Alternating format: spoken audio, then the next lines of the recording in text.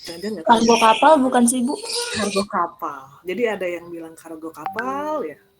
Lalu apa lagi yang kalian ketahui tentang peti kemas? Ada yang bilang kargo kapal ya, benar. Lalu ada istilah lainnya. Kalian tahu nggak sih peti kemas seperti apa? Nggak tahu ya? Yang kotak itu Bu ya. Kotak itu lah. Iya yang Kotak gede yang tuh. bagaimana? Apa namanya? Yang kotak itu? Apa sih namanya Bu? Iya, yang gede gitu Bu, yang dari besi. Iya, kontainer. Iya, benar. Maksudnya kontainer kali ya, Firza ya. Benar, kontainer. Jadi, saya pernah bertanya sama mahasiswa ya.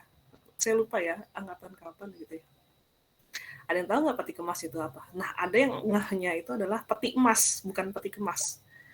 Peti emas. Jadi ada yang tahu peti dengan warna emas. Bukan. Namanya peti kemas, bukan peti emas. Nah, entah kenapa mahasiswa lebih banyak tahu kontainer daripada kata peti kemas. Nanti kaitannya dengan itu ya, penelitian. Tapi nanti saya cari data dulu. Jadi saya harus ke perusahaan, interview karyawannya, saya kumpulkan datanya, nanti saya berikan ke kalian lewat Davin, gitu ya. Paling nanti kemungkinan sih lewat Google Form, ya. Nanti saya data semuanya. Jangan lupa saya juga minta kalian untuk isi nama kalian juga ya. Jadi nanti saya data satu persatu, semuanya harus ada. Karena nanti kan kaitannya dengan pembelajaran kalian juga. Kalau sudah jadi bahan ajarnya bisa kalian akses ya. Jadi nanti saya berikan kemungkinan dalam bentuk digital lah ya. Jadi nanti kalian bisa akses kapan saja via website gitu. Jadi kalian bisa cari bahan-bahannya di sana. Karena sebelum masuk ke materi yang berkaitan tentang ekspor impor secara mendalam, kalian juga harus tahu istilahnya dulu. Karena banyak juga yang tidak paham mengenai istilah-istilah bidang ekspor impor. Nah, tahun lalu saya sudah membuat daftar istilah juga, tapi kaitannya khususnya untuk singkatan ya. Singkatan yang ada di dalam bidang ekspor impor. Nah, singkatan itu banyak yang bahasa Inggris, ada juga bahasa Indonesia, ada juga bahasa Belanda. Nanti kalian pelajari di sana. Untuk kalian juga nanti, ya. Karena akan digunakan sampai kalian lulus.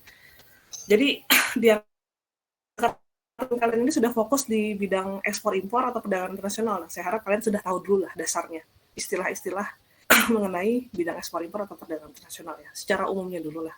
Jadi nanti kalian bisa akses bukunya, istilah-istilahnya itu bahasa lapangan ya, bukan bahasa-bahasa buku atau kepustakaan. Yang saya buat tahun lalu itu ke bahasa lapangan karena kenapa saya interview orang lapangan langsung. Nah, yang kerja di lapangan mereka pakai istilah-istilah sendiri begitu ya, yang mereka paham tentang satu kata misalnya. Itu kalian bisa pelajari. Nanti untuk tahun ini saya lanjut lagi di bidang ekspor impor karena memang menarik ya. Saya juga kerjanya dulu sudah 7 tahun itu di bidang ekspor impor. Fokus di pelayaran internasional. Jadi saya harap kalian bisa paham dulu. Karena nggak mudah untuk memahami istilah-istilah tersebut ya. Pasti asing bagi kalian. Ya, gitu ya. Nanti saya minta bantuannya kepada Davin lah. Bisa dikoordinasikan, nanti dibantu sama teman-teman lainnya untuk mengisi, begitu ya. Sebentar. Oh, Destiny ya? Sebentar. Tadi sih kelewat ya. Destiny belum saya sebutkah? Jangan-jangan kelewat ya. Sebentar. Destiny. Saya sudah tandai belum ya? Destiny. Oh iya ya. Benar-benar. Destiny. Dari Stefani tadi saya langsung Fira. Baiklah, Destiny sudah hadir. Kita lanjut ya. Itu tadi sekilas saja saya minta bantuan kalian, tetapi mungkin baru bisa diberikan itu datanya bulan depan, bulan Juli. Karena saya harus pergi dulu ke perusahaan ini. Nah, nanti kan kalian juga akan magang ya di perusahaan-perusahaan berkaitan dengan ekspor impor ini.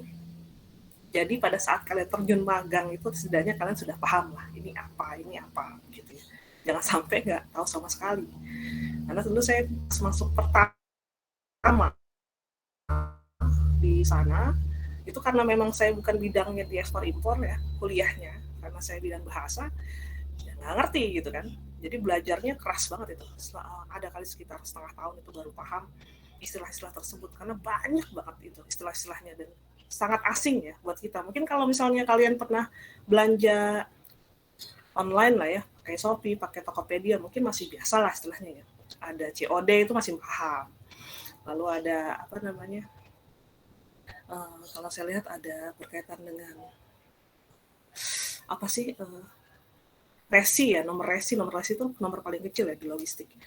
Nah kalau di kontainer atau di peti kemas itu pelayaran itu nomor besarnya namanya BL. Nah itu nanti akan kalian pelajari satu persatu ya. Saya harap kalian paham di sana. Karena saya diminta oleh dosen-dosen lain untuk agar kalian paham dulu istilahnya. Kalau misalnya nggak paham istilahnya, ntar mereka bingung ngajarnya ke kalian bagaimana, harus dari ulang lagi. Makanya saya minta kalian untuk coba dulu dalam penelitian ini, agar kalian pilih yang mana ya. Ada yang tahu kargo. Nah sebenarnya kalau kargo itu bagaimana ya? Kalau dibilang peti kemas dengan kontainer, dengan kargo itu berbeda.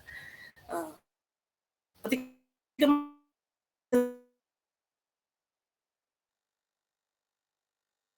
Indonesia satunya sudah serapan dari bahasa asing, dan orang-orang taunya lebih ke serapan bahasa asing ya.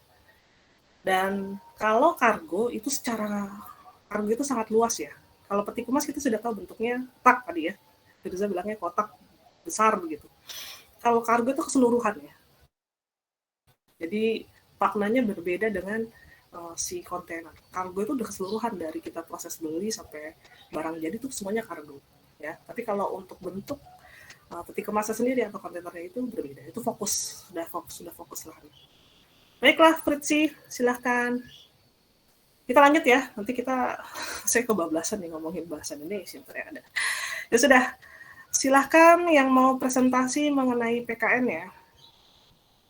Masih mengenai geopolitik kalau saya lihat ini. Dan ada 5 kelompok ya yang mau presentasi. Siapa yang mau maju duluan? Silahkan. Kelompok 1 boleh, Bu? Silahkan, Stefania. Kelompok 1.